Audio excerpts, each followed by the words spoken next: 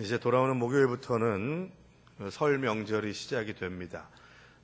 원래 우리 민족의 대명절인 설날을 통해서 하나님께서 가족의 소중함을 느끼게 하시고 평소에 나누지 못하고 표현하지 못했던 사랑을 명절을 통해서 나눌 수 있도록 좀 귀한 시간들을 주셨는데, 이 명절의 이 모임이나 가족의 관계가 왜곡되고 또 어려운 지경에 처하게 돼서 명절 증후군 이런 이야기들이 많이 나오는 것을 보게 되죠.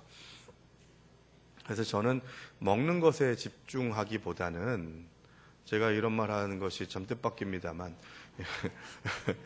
먹는 것에 집중하기보다는 나누지 못했던 사랑과 교제를 나누는 것에 집중할 수 있는 그런 마음들이 있었으면 좋겠다 하는 그런 생각이 듭니다.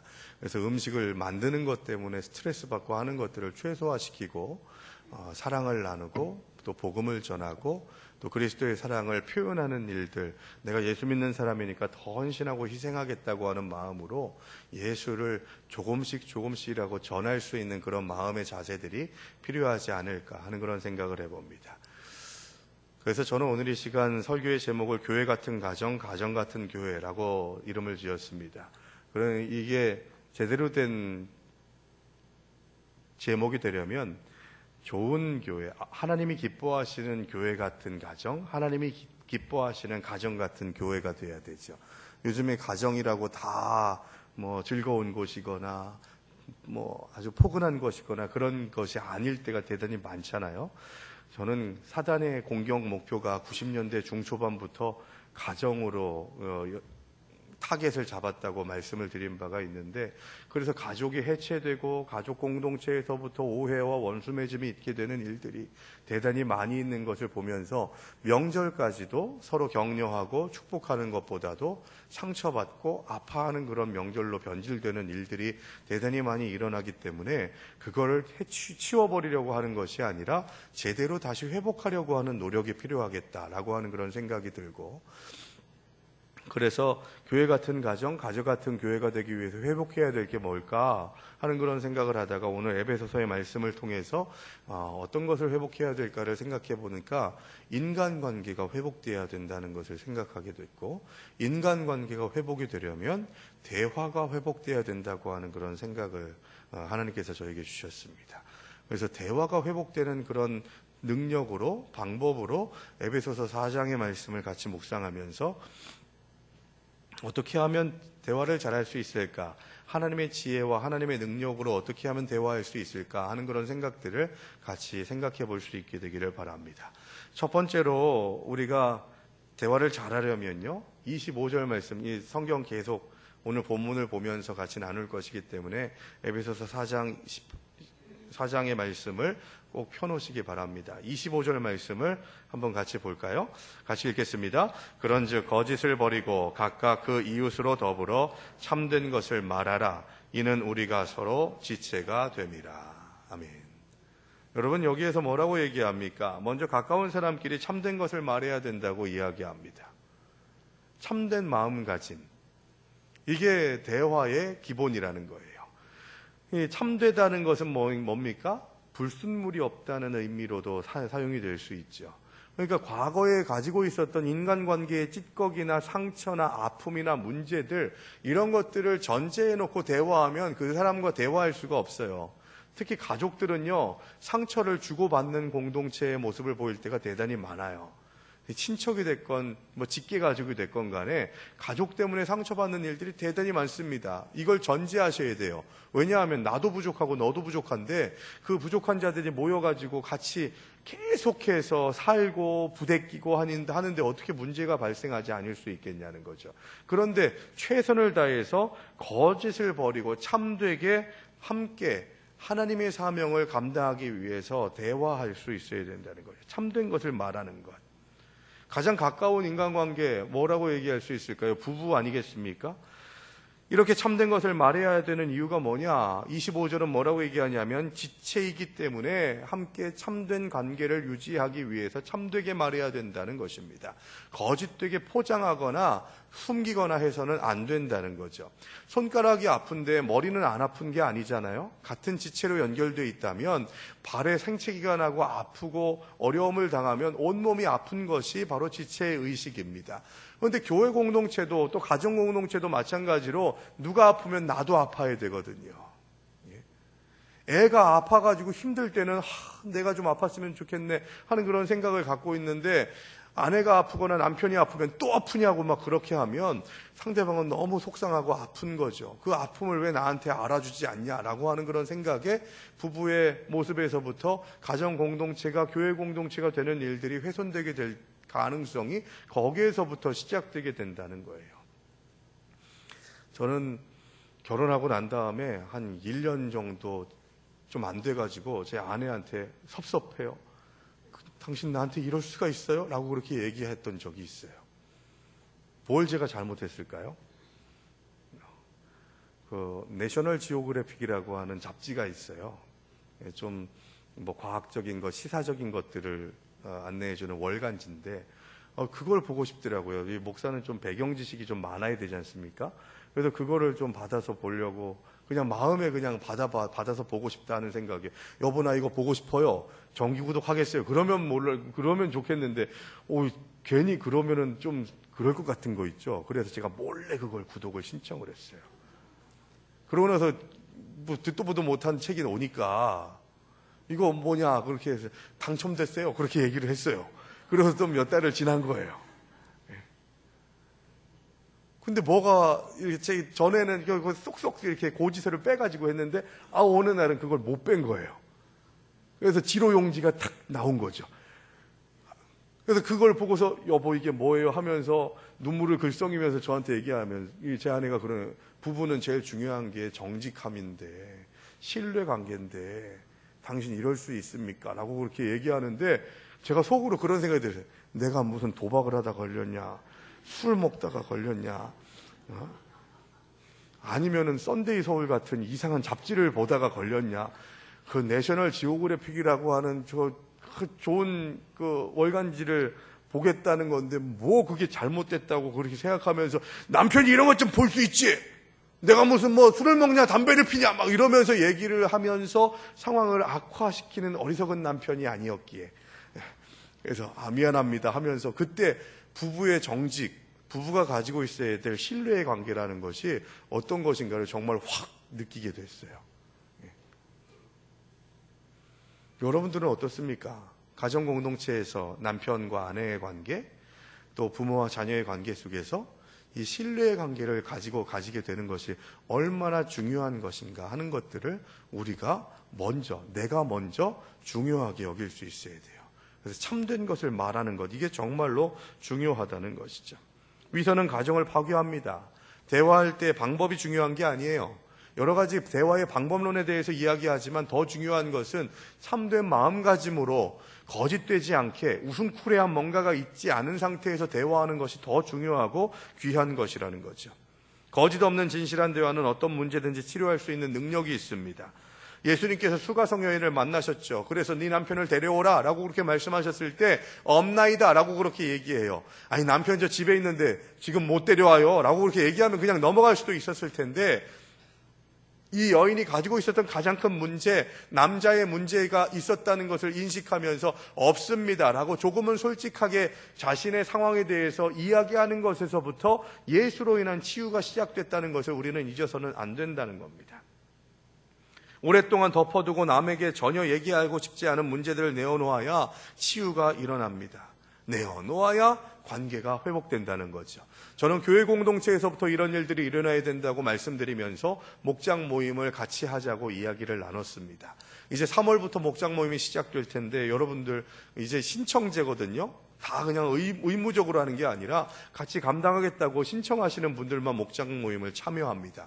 많은 분들이 신청하시기를 부탁을 드립니다. 이런 교제 모임들조차도 목사가 막 의무적으로 막 이렇게 해야 된다고 이야기하는 것조차도 잘못된 것이라는 생각이 있어서 신청을 받게 되는데, 여러분, 하나님께서 주신 공동체에서 같이 삶을 나누고 교제하는 일들이 일어나지 않으면 하나님께서 주시는 풍성한 은혜를 누리지를 못한다는 거예요.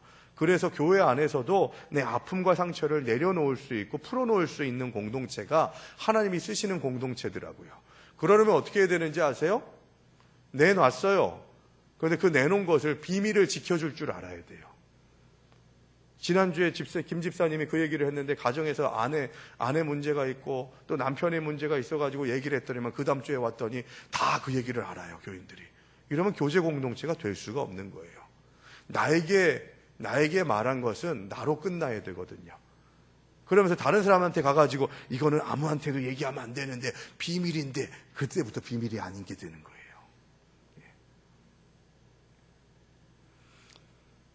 예수님께서는 말씀하셨습니다. 팔복 가운데에서 이런 말씀이 있었죠. 마음이 청결한 자는 복이 있나니 그들이 하나님을 볼 것이요 라고 그렇게 말씀합니다. 이 보다라고 하는 단어가 헬라어로 여러 가지가 있는데요, 이 팔복에서 마음이 청결한 자는 복이 있나니 하나님을 볼 것이요 라고 하는 이 단어는 호라오라고 하는 헬라어 단어를 씁니다. 이 호라오라고 하는 단어에 우리가 좀 집중을 해야 되는데, 이 블레포라고 하는 단어도 눈으로 보다라고 하는 의미가 담겨져 있어요. 거기다가 좀 더 유심하게 눈여겨본다, 집중해서 본다라고 하는 의미의 헬라어가 데아오마이라고 하는 단어가 있는데, 이 블레포나 데아오마이라고 하는 단어를 쓰지 않고 이 호라오라고 하는 단어를 썼다는 것을 우리는 대단히 중요하게 생각해야 된다는 거죠. 호라오라고 하는 단어의 뜻이 뭐냐 하면 경험해서 안다, 그런 뜻이 이 호라오의 의미에 담겨져 있어요. 실질적으로 보고 안다라고 하는 뜻이 바로 이 호라오라고 하는 단어에 있다는 것이죠. 마음이 청결한 자는 복이 있습니다. 그들이 하나님을 볼 것이다 라고 하는 얘기는 뭐냐? 바로 하나님을 경험한다는 얘기예요. 삶으로 경험한다는 거예요. 요즘에 광고 보니까 뭐를 글로 배웠습니다, 이런 거 있잖아요. 그런 것이 아니라 정말 삶으로 체득하고 실제적으로 경험해가지고 하나님을 만나고 하나님과 동행하는 삶을 산다는 것이 이 호라오라고 하는 단어에 담겨 있어요. 여러분, 하나님을 본다라고 하는 것이 하나님을 경험한다는 것이라면 하나님을 경험하는 삶은 뭐로 결결될까요? 하나님을 경험하고 만나고 그와 함께 교제하면 기쁨이 있지 않겠습니까? 그래서 하나님을 본다는 얘기는 천국을 미리 경험한다는 의미가 담겨 있는 거예요. 마음이 청결한 자는 복이 있나니 하나님을 너희가 볼 것이다 라고 하는 이 얘기를 좀 더 의역해서 풀어내면, 너희가 마음이 청결해서 하나님을 만나고 하나님을 경험하면 너희가 가는 곳마다 하나님께서 하나님 나라가 되게 해주시리라 라고 말씀하고 있는 거예요. 여러분들의 가정이 하나님 나라가 되기를 주의 이름으로 축원합니다. 그러면 어떻게 해야 된다고요? 깨끗해야 돼요. 마음이 청결해야 돼요. 불순물이 없어야 돼요. 누군가에게 뭔가를 원하고 집착하는 것이 아니라 하나님께서 주시는 청결함과 깨끗함으로 내가 먼저 나아가게 될 때 거짓 없이 행동하고, 거짓 없이 그 부부의 관계, 가족의 관계, 자녀와 부모와의 관계, 이런 것들이 먼저 가정에서부터 회복되게 될 때에 하나님께서 가정을 교회같이 사용하신다는 것입니다. 26절 한번 볼까요? 두 번째 대화를 잘할 수 있는 비결이 26절에 나옵니다. 같이 읽습니다. 분을 내어도 죄를 짓지 말며 해가 지도록 분을 품지 말라. 분을 내도 죄를 짓지 말라고 하는 것은요, 청유형, 권유형의 문장이 아니라 명령문으로 되어 있어요. 그러니까 분을 내도 죄를 짓지 않으면 안 되겠니? 이게 아니라 절대로 하면 안 된다라고 하는 명령문으로 담겨져 있는 것이죠. 꼭 해야 되는 거라는 거예요. 내가 분을 낼 때, 화가 날 때, 이것을 명령으로 받아들여야 된다는 거죠. 여러분, 예수님도 화를 내셨습니다. 모세도 화냈죠. 그런데 중요한 건 뭡니까? 그러나 분을 내는 데에는 제한된 시간이 있다는 거예요. 사람이 어떻게 화를 내지 않을 수 있겠어요? 그거 어려워요. 거의 불가능이라고 할 수가 있겠습니다. 분노가 죄로 연결되면 안 되죠. 분노는 하루를 넘으면 안 된다고 성경은 말씀하고 있는 겁니다. 우리가 잘 알고 있는 잠언 16장 32절 말씀에도 말씀하고 있죠. 노하기를 더디하는 자는 용사보다 낫고 자기의 마음을 다스리는 자는 성을 빼앗는 자보다 나으니라. 여러분, 왜 우리가 매일마다 뺏길까요? 왜 우리가 매일마다 내가 가진 것, 내가 누려야 될 것, 내가 은혜로 받을 것들이 왜 계속 흩어질까요? 이 잠언의 말씀 보니까요, 마음을 다스리지 않으니까 성을 뺏기는 거예요. 마음을 다스리는 자는 성을 빼앗는 자보다 낫다고 하니까 마음을 다스리지 못하는 자는 맨날 뺏기는 거예요. 사랑도 뺏기고 감사도 뺏기고 은혜도 뺏기고 신앙도 믿음도 빼앗기는 일들이 일어나는 이유가 뭐냐? 내 마음에서부터 마음을 다스리지 못하니까. 그 마음을 다스리지 못하면 뭘로 나타난다고요? 노하는 것으로 나타나니까 문제가 발생하게 되더라는 겁니다. 순간적으로 나온 분노의 말은 상대방에게 폭탄을 던지는 것과 같습니다. 폭력 중에 가장 무서운 폭력을 대라고 하면 말의 폭력이라고 할 수가 있겠어요. 한 대 이렇게 딱 때린 거는요, 멍들고 부러지면요, 시간 지나면 붓잖아요.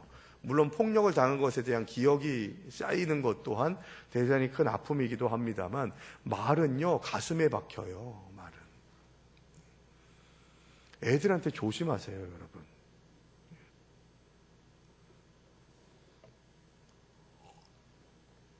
그 한신대학교 목회 상담 대가로 유명하신 정태기 교수님이 그런 사례를 이야기하셨어요.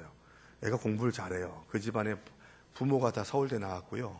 형제가 셋인데, 자녀가 셋인데, 첫째, 둘째는 벌써 서울대학교 가가지고 공부 열심히 하고 뭐 아주 좋은 그런 집안에서 자라는 셋째가 공부를 잘하고 머리가 좋은데 어느 날 갑자기 학기 초에 내야 될 것을 내지를 못해서 시험을 제대로 보지를 못했나 봐요. 그러니까 선생님이 와가지고 얘가 공부를 잘하는지 못하는지도 모르는 그런 상황에서 너는 이놈의 새끼야, 시험으로 복받기는 글렀다, 시험 잘 봐가지고 인생 성공하기는 글렀다 하면서 그렇게 투대를 팼대요. 그런데 이 아이한테 그 시험 봐가지고 네가 인생 펴기는 글렀다 라고 하는 얘기가 콱 박혀가지고요, 평소에 공부는 열심히 해서 잘하는데 시험만 보면 틀리는 거예요. 그래서 그 아픔이 있었던 거예요. 그러니까 그 시험을 한번 잡친 것 때문에 부모도 마찬가지로 네가 어디서 태어났냐, 우리 가족이면은 이런 성적을 받아올 리가 없는데 하는 그런 생각에 얼마나 거기에 시달렸는지, 시험 자체가 트라우마가 돼버린 거죠. 말의 능력이 있습니다, 여러분. 내가 말하는 대로 이루어지게 해주겠다고 하나님께서 말씀하셨잖아요. 출애굽한 이스라엘 백성들이 죽을 것 같아, 힘들어, 죽겠어, 애굽으로 갈래 라고 하는 그런 불평불만을 하니까 하나님이 뭐라 하세요? 네가 말한 대로 되게 해주겠다. 그래서 출애굽 1세대들이 다 죽었잖아요. 여호수아 갈렙을 빼놓고. 여러분, 내가 무의식 중에 내뱉는 말들이 어떤 것인가를 보셔야 돼요. 그리고 그것이 계속 분노의 말이 되어버리게 될 때 하나님께서는 그것으로 인해서 우리의 그 말로 인해서 축복의 통로를 닫으실 수가 있다는 겁니다. 잠언 21장 19절의 말씀에 보시면 다투며 성내는 여인과 함께 사는 것보다 광야에서 혼자 사는 게 낫다라고 그렇게 이야기합니다. 그래서 다투는 것, 화내는 것, 이것은 가정 공동체를 무너뜨리는, 가정뿐만이 아니라 모든 공동체를 무너뜨리는 일들로 나타나게 된다는 거죠. 잠언 15장 1절의 말씀 여러분 한번 따라해 보실래요? 유순한 대답은 분노를 쉬게 하여도 과격한 말은 노를 격동하느니라. 여러분, 우리 말씀대로 살아야 되는 사람이잖아요. 누군가 나를 분노케 하고 내가 화나게 막 불일게 하는 그런 일들을 하게 될 때 이 잠언 15장 1절의 말씀을 우리가 꼭 기억해야 돼요. 유순한 말로 대답할 때 분노가 사그라지게 됩니다. 또 과격한 말은 화나지 않는 상황도 화나게 만드는 일들로 나타나게 되더라는 것이죠. 자, 27절을 연결해서 함께 볼까요? 27절 말씀, 짧은 구절이죠. 같이 읽습니다. 마귀에게 틈을 주지 말라. 여러분, 마귀에게 틈을 주지 말라, 이 말씀을 대단히 중요하게 생각하셔야 돼요. 마귀라고 하는 단어, 사탄, 악마라고 하는 영어 단어가 디아블로라고 한다고 말씀드렸죠. 이 디아라고 하는 접두사가 나누다, 둘로 쪼개다, 그런 뜻을 가지고 있다고 말씀드렸어요. 그러니까 사탄의 할 일은요, 쪼개는 자예요. 둘로 나누는 자, 분열케 하는 자예요. 그런데 이 사탄, 악마라고 하는 단어, 마귀라고 하는 단어에 어떤 의미가 또 담겨 있냐면요, 쐐기를 박는 자라고 하는 뜻도 담겨져 있어요. 여러분, 쐐기 뭔지 아세요? 쐐기? 두꺼운 나무나 이런 게 있을 때 한번 도끼로 한번 딱 치잖아요. 한 번에 쪼개지질 않잖아요. 그러면 그 홈을 만들어가지고 거기다가 쐐기를 박아요. 쐐기를 박아놓고 그 도끼나 망치로 나무를 치는 게 아니라 그 쐐기를 박는 거예요. 치는 거예요. 그러면 어떻게 됩니까? 점점 그 틈이 벌어지게 되죠. 점점 더 틈이 벌어지다가 그게 완전히 쪼개지게 만드는 것이 쐐기입니다. 사탄의 별명이 쐐기를 박는 자라는 거예요. 틈을 보이면 그 틈에다가 쐐기를 박아가지고 점점 벌어지게 만들어 놓는 그런 일들이 사탄으로부터 나타나게 된다는 거예요. 여러분의 가정에, 부부의 관계에, 자녀와의 관계 속에, 부모와의 관계 속에 혹시 쐐기 박혀 있지는 않습니까? 쪼개지기 직전 상태. 깨어 있어야 돼요, 여러분. 가정이 무너지게 되면 하나님께서 이루고자 하시는 사명도 무너지는 것은 순식간이에요. 그래서 저는 가정을 무너뜨리면서, 가정을 훼손하면서 살아가는, 신앙생활 하겠다고 하는 사람들, 저는 그렇게 좋게 보지 않아요. 좋게 생각하시는 분들 계실지 모르겠습니다만 저는 이런 생각 듭니다. 목사님들 가운데에서요, 평생 동안을 강대상에서 주무시는 분이 계시대요. 저희 금요일 날에 목사님들하고 우리 교회에서 모여가지고 같이 이야기 나누고 교제하는 시간을 가졌는데 그때 어떤 목사님이 그런 얘기를 하시더라고요. 그래서 제가 뭐라고 했냐면, 난 그런 목사님 존경 안 한다고. 그렇게 얘기했어요. 가족들은 뭐예요, 가족들은? 그러면 그렇게 목회를 할 거면 제가 만약에 화평교회에서 목회하면서 강대상에서 먹고 자고 막 그러고 집은 들어가지 않으면요, 여러분 목사님 빨리 집에 들어가셔야 된다고 그렇게 뜯어 말리셔야 돼요. 그런 목회를 할 거면 결혼을 하지 말든가. 가정해 주신 하나님께서 주신 사명도 있거든요. 이게 가족을 무너뜨리면서 목회를 열심히 한다? 그런데 희한한 거는 한국교회 성도들이 그걸 또 은혜로 받아들여요. 여러분들의 남편들이 집에 들어가지 않고 그 사업 열심히 한다고 회사에서 잠잡아요. 그러면 돈 열심히 버네. 그렇게 생각하겠어요? 자녀들이 아버지가 어디 계신지 알 수가 없고 아버지 만나러 올 때 강대상으로 온다면 그게 행복한 가정이겠냐고요. 옳게 여기시는 분들 계실지 모르겠지만 저는 그거 옳지 않게 생각해요. 진짜 그렇게 할 거면 결혼을 하지 말아야죠. 자녀도 낳지 말아야죠. 가정에서부터 은혜가 임할 수 있어야 돼요. 그런데 가정에서부터 은혜가 임하려면 내가 사단에게 틈을 주는 삶을 내 스스로가 제공하지 않도록 최선을 다해 집중해야 되는데, 그러려면 어떻게 해야 된다고요? 분을 내더라도 하루를 지나면 안 된다는 거예요. 그러면 그게 계속 묵혀져서 썩어지고 학취가 풍겨지게 되고 벌레 생기게 되면서 도저히 감당할 수 없는 일이 나타나게 된다는 거예요.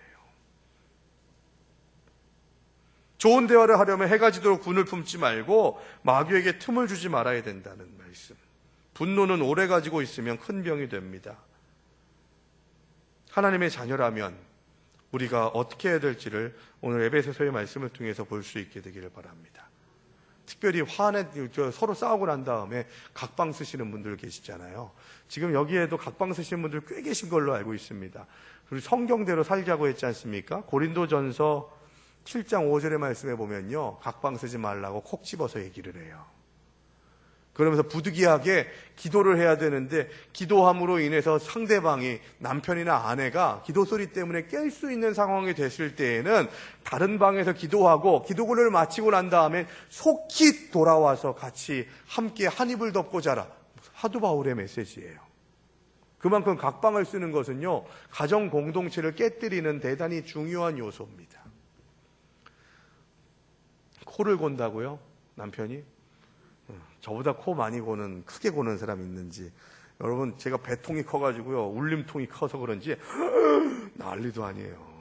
네. 제 아내가 잠귀가 밝거든요. 그런데 제 코 고는 소리에는 안 깨요. 이 은혜죠, 은혜. 네? 감사한 일이죠. 그래서 저 코 고는 남편의 코를 막아주시옵소서 뭐 이렇게 생각하지 마시고 저 소리가 들리지 않게 해주시옵소서. 그렇게 기도하면서 각방 쓰지 마셔야 돼요, 여러분. 예? 각방 쓰는 것에서부터 문제가 발생한다니까요. 예? 목사님, 내 남편하고 한번 자보세요. 제가 잘 수는 없잖아요. 예? 근데 각방 쓰는 것에서부터 부부의 관계가 점점 허물어지고 무너지게 된다는 것은 분명한 이치라는 것을 기억하시기 바랍니다. 싸워가지고 베개 들고서 남편이나 아내가 저 방으로 가면요, 내 베개 들고서 그 방으로 가셔야 돼요. 성경에 각방 쓰지 말라고 했어요. 이러면요, 금방 또 해소가 되지 않겠습니까? 지혜롭게 다툼의 상황을 처신하는 것, 이게 가정에서부터 시작될 수 있어야 되고, 직계 가족뿐만이 아니라 옆에 친척들 가운데에서도 나에게 상처 주고 아프게 한 사람들이 있지 않습니까? 그런 사람들도 다 이제 용납할 수 있어야 된다는 것이죠. 여러분, 오늘 본문의 말씀 가운데에서 28절 말씀해 보시면, 도둑질하는 자는 다시 도둑질하지 말고 돌이켜 가난한 자에게 구제할 수 있도록 자기 손으로 수고하여 선한 일을 하라 라고 말씀합니다. 여러분, 하나님께서는 우리들에게 말씀하십니다. 하나님이 세상을 이처럼 사랑하사 독생자를 주셨으니라고 말씀하십니다. 여러분, 하나님께서 우리에게 주셨기에 우리가 그것을 누릴 수 있는 것이죠. 구원의 백성이 될 수 있는 거죠. 사랑하면 주게 돼 있습니다. 시간과 돈과 모든 것들을 사랑하면 주게 돼 있죠. 누가복음 6장 38절의 말씀, 주라 그리하면 너에게 누르고 흔들어서 넘치도록 채워주겠다라고 말씀하십니다. 믿으십니까? 근데 우리는 이 누가복음 6장 38절의 말씀을 볼 때 선택적으로 들어요. 선택적으로 받아들여요. 주라, 이건 빼먹고 나의 삶을 흔들어 눌러서 채워주시는 하나님의 은혜가 나에게 있길 원합니다. 주라라고 하는 것은 쏙 빼놓고 흔들어 눌러서 채워주시는 것만을 누리기를 원하는 그런 생각들을 가지니까 우리가 궁핍한 거예요.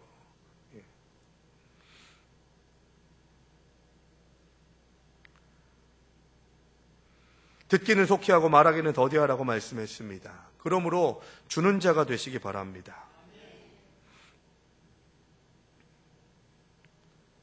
가족관계 가운데 가장 큰 비극은요, 이기주의예요. 그래서 네가 존재하는 이유는 나를 위해서야. 네가 나를 서비스해야지. 내가 너하고 결혼한 거는 나를 도우라고 온 거야. 결혼한 거야. 이런 식으로 얘기하는 사람들은 아주 싸가지 없는 배우자죠. 어떻게 저 사람이 나를 위해 존재해요? 내가 저 사람을 돕고 저 사람도 나를 돕고 그러면서 윈윈 하는 거죠. 이 시너지 효과가 발휘되려면 이기주의가 있으면 절대로 그 공동체는 시너지 효과가 발휘될 수가 없다는 것입니다.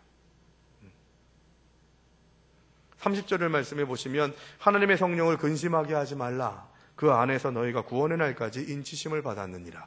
왜 분노하지 말고 분노하더라도 해가 지기 전까지는 그 분노를 제거하고 해결해라 라고 하는 말씀을 주시는 이유가 뭐냐? 왜 나만 용서하고 나만 받아들이고 나만 유순한 말을 해야 됩니까? 라고 그렇게 말할 때 30절의 말씀이 대답인 거예요. 해답인 거예요. 우리가 화를 내고 분노하고 사람들을 낙심케 하고 상처를 주고 관계를 깨는 말들이 가정에서부터 생기게 될 때 친척들을 계속해서 10년, 20년, 30년 동안 정죄하고 판단하고 너는 내가 얼마나 싫어하는지 알아 하는 것을 팍팍팍 드러내게 될 때 하나님이 성령께서 근심하신다는 얘기예요. 왜요? 우리가 하나님의 자녀라고 하나님께서 인쳐주셨기 때문에. 인치셨다는 게 뭐예요? 도장 찍어주셨다는 얘기거든요. 보증해 주셨다는 얘기거든요. 너는 나의 자녀다, 내 백성이다, 내 아들, 딸이다 라고 그렇게 꽝 도장 찍어주셨는데 자녀답게 행동하지 않는 거예요. 하나님의 백성답게 행동하지 않는 거예요. 하나님을 아는 자, 그리스도와 함께 동행하는 자, 성령의 인도하심과 이끄심을 받는 자답게 행동하지 않으니까 성령께서 근심하더라는 거죠. 그런데 이 30절의 말씀을 직역을 하게 되면 근심한다라고 하는 이 단어가 좀 다르게 표현돼요. 이 근심한다는 게 뭘까라고 하는 생각을 할 수 있는데 이 근심이라고 하는 단어가 직역하면 아프게 한다는 뜻이에요. 그러니까 우리가 이렇게 화를 내더라도 해가 지기 전까지 그거를 해결해야 되는데 그걸 계속해서 1년, 2년, 10년 계속 가지고 있으면 하나님께서 성령께서 아파하신다는 거예요. 아파하신다는 거예요. 우리의 가정이 내가 한 말 때문에 무너지고 어려움을 당하고 상처가 생기게 되면 하나님이 그 공동체로 인해서 그 한 말로 인해서 악한 말과 어리석은 말로 인해서 아파하신다는 거예요. 그걸 아는 자가 돼야 된다는 거죠. 그래서 그걸 아는 자는 누구라고요? 하나님의 자녀로 구원의 날까지 인치심을 받은 자라고 하는 인식이 있으면, 신앙 고백이 있으면 내가 하나님의 백성이라는 것을 고백하면 이런 문제들, 하나님을 아프게 하는 일들이 우리들에게서 점점 더 적어지게 되고 소멸되게 될 줄로 믿습니다.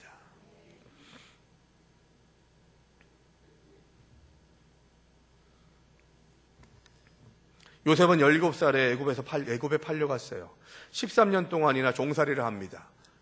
감옥에도 갇혔어요.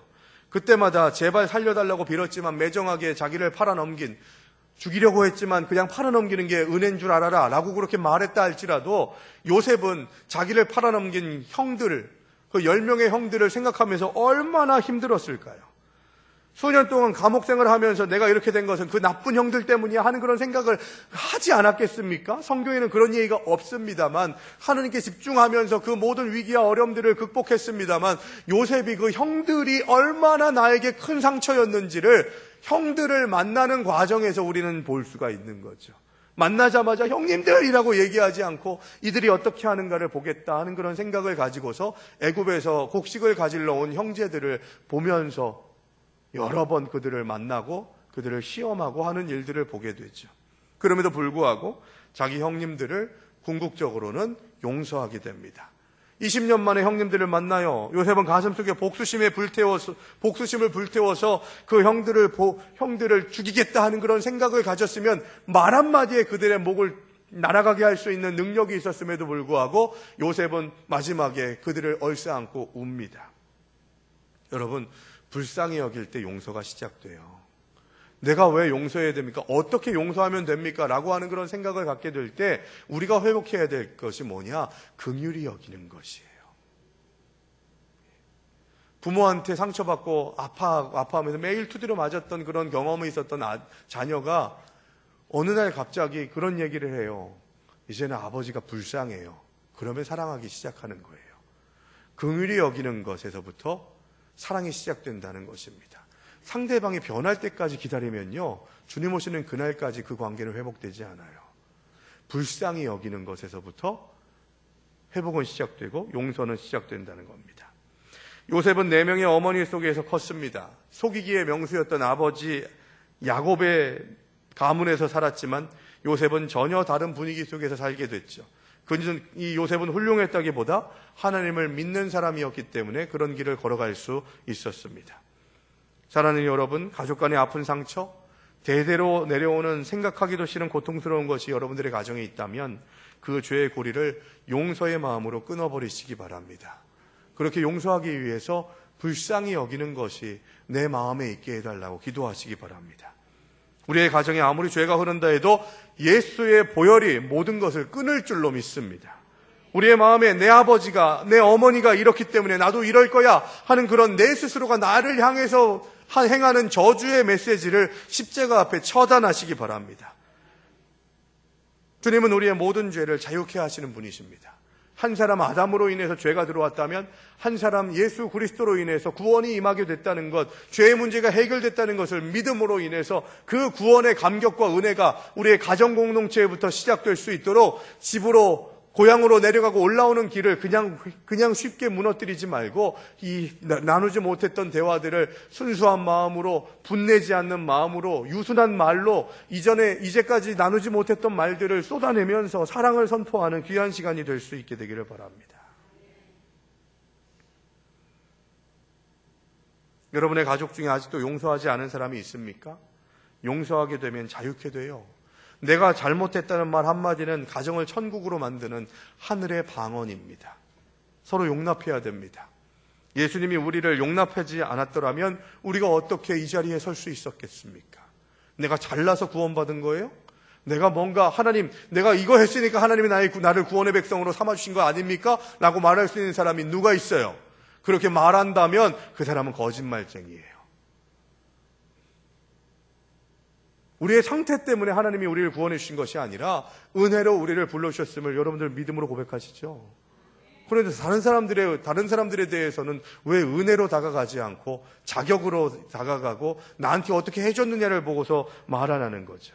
하나님이 나를 용납해 주시기 때문에 나를 만나는 모든 사람을 용납해야 되는 사명이 믿는 자에게 있음을 기억하면서 이 설 명절을 통해서 아직도 가족들 가운데에서 먼저 손잡아 주지 못하고 먼저 축복하고 격려하지 못한 일이 있다면 힘들더라도 어렵더라도 힘들다는 거 제가 알아요. 어려운 거 알아요. 그런데 그것이 그 관계가 그 서로 오해하고 원수 맺는 관계가 회복되면 얼마나 귀한 은혜의 공동체로 나타나는지를 한번 누려볼 수 있는 이번 설 명절이 되기를 주의 이름으로 축원합니다.